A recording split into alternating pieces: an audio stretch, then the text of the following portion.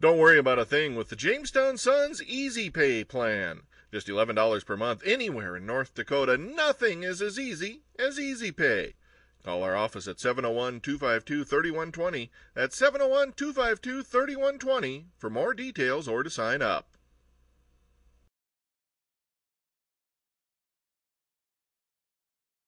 It's a 48th straight year that the Twins have been on this caravan. I know today's kind of an interesting day for you guys. You're going to get your lunch and kind of slide in and out of here. Believe me, it's an interesting day for us. But the way these caravans work, to get up at 6 in the morning to hit 3, 4 schools, children's hospitals, you go visit some retirement centers, and then you have a big deal tonight as well. And one of the things that people forget is that the off-season's pretty short. And there's a lot of things these guys couldn't be doing other than riding around in a bus and below zero weather. And that's kind of what makes the Twins different from a lot of different baseball organizations or sports organizations as a whole. And a lot of what makes these two guys different. Mike, you and Mike will make it a point every year to join this caravan. Explain a little bit, because you came from the Marlins organization where things like this weren't the norm, and you have adapted to the way that the Twins do things. And what brings you out into the cold and onto these tours year after year? Yeah, well, the one thing for me is coming from Florida, where we really didn't have a great fan base. And one thing I've noticed since I played here since 2005 is how great the Twins fans are. And it's nice for Cuddyer and I to get out here. And we know a lot of people don't get a chance to get down to the dome and see us, but we know they're watching and listening on the radio. So it's a chance for us to get out here and just say thanks for being fans and Twins fans, and see the kids, and you know, that's what it's all about, and we love to do it. And I will say this, we go to a lot of elementary schools, and they're a lot louder. I mean, there's a shrieking, piercing sound that you get from the elementary schools. We also walk by a lot of these lunchrooms, and it might come as a surprise, but Mr. 11 years in the big leagues here, his favorite food is what? You explain it. It's hard to get him past the lunchroom. Chicken fingers and tater tots. We wouldn't be able to get him in the room if you were serving chicken fingers outside, because you can't pass a tray without stopping. We've had a steady diet the last 4 days of nachos, chicken fingers, French fries. That's how you build a major league body right here. Everybody asks how I work out. Well, there you go. What's your view on the Mitchell report? That's a great Good question. That's a great question. He asked what the view was on the Mitchell report, and amazingly, and I think Red can speak to this, we expected to get that question pretty much everywhere, because it's all you hear about, people are talking about it. That's just the second time in 4 days anybody's brought it up. So a great question, and I think a great guy to answer it. Yeah. You know, as players, we obviously, you know, we're concerned about the steroids, and we've taken steps as players in the testing program to increase that and to strengthen the testing program. Since 2003, I think in 2003 there was 5% or 6% of the players had tested positive, and now I think last year 2 players tested positive. So obviously the testing program is working. Now they're working on a test.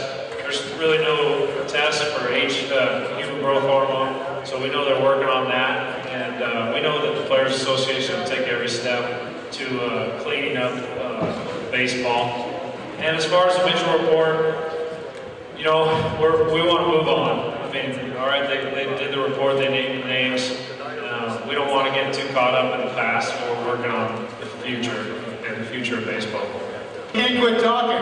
Twins right fielder Michael Cuddyer last year led the American League in outfield assists. He's got a big bat, he can run, he can hit for average, he can hit for power, and as Red likes to say, he leads the team in dimples. And he also leads this caravan in photo opportunities, I believe. So, Michael, last year, when you talked about your individual year, when we spoke at the end of the season, you said, yeah, you know, it's okay, I asked about your numbers, and you felt like you never got on track, really on track personally, and you said it was really just like the entire team. You felt the whole team was that way. Talk about that dynamic. I don't really base, you know, an individual year on numbers. I base an individual year on how the team did. Because if you go out and you hit 300, you hit 30 home runs and drive it 100 guys, and you still come in 4th place, what good did it really do? Who really cares?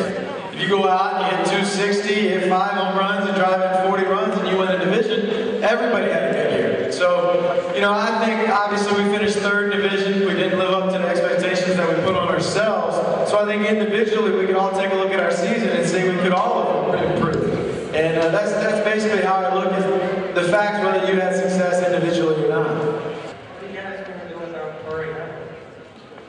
What are you going to do without Torrey Hunter? We're going to beat them.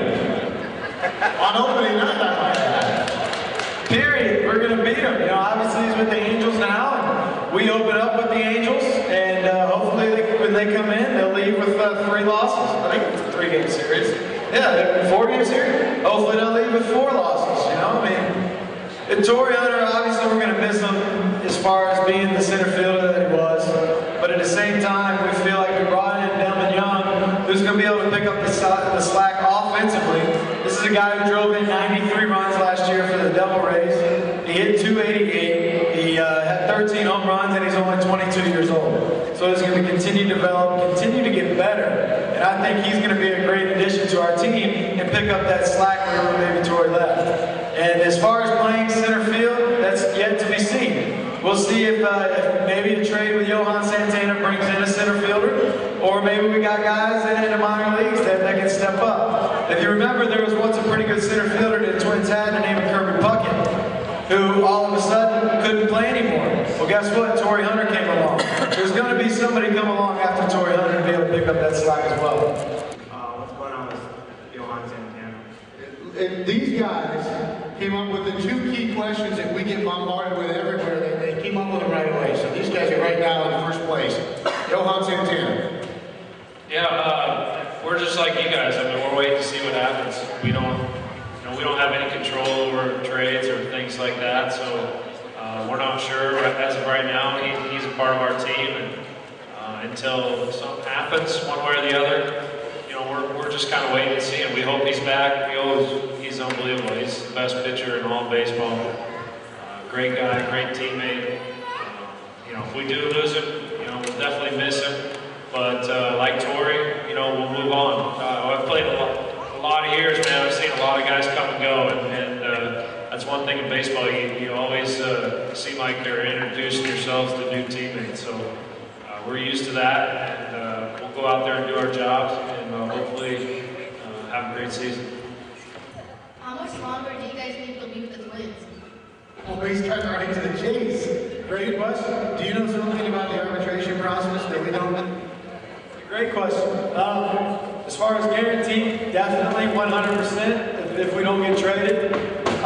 This year and next year, as far as contract status is concerned. After next year, I'll be a free agent as of right now.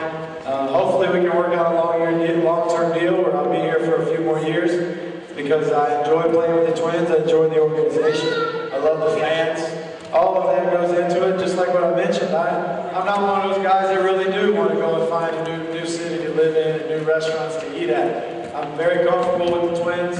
I like the organization. Hopefully we'll be able to work it out. But yeah, as of right now, 2 more years for myself. Yeah, and I'm signed through this year, and then I actually have an option year. So if they pick up my option, I'll be back next year. If not, we'll see. Well, I was just wondering, do you guys think it was a mistake to pitch Lariano so much his rookie season? And do you think he'll come back fully after his return? No, I mean, absolutely not. You know, he had some arm problems when he was with San Francisco, so he came to the Twins with some arm problems. And, you know, I mean, I remember when I was 21 years old or 23 years old, I could throw for days. And that was a long time ago. Yeah, that was a long time ago. I didn't even stretch. I just went out there and played. So, you know, it's just one of those deals. I always said if you're gonna get hurt, you know, it's just some guys get hurt, some guys don't. It's the way it goes. Sometimes it's the way your body's built.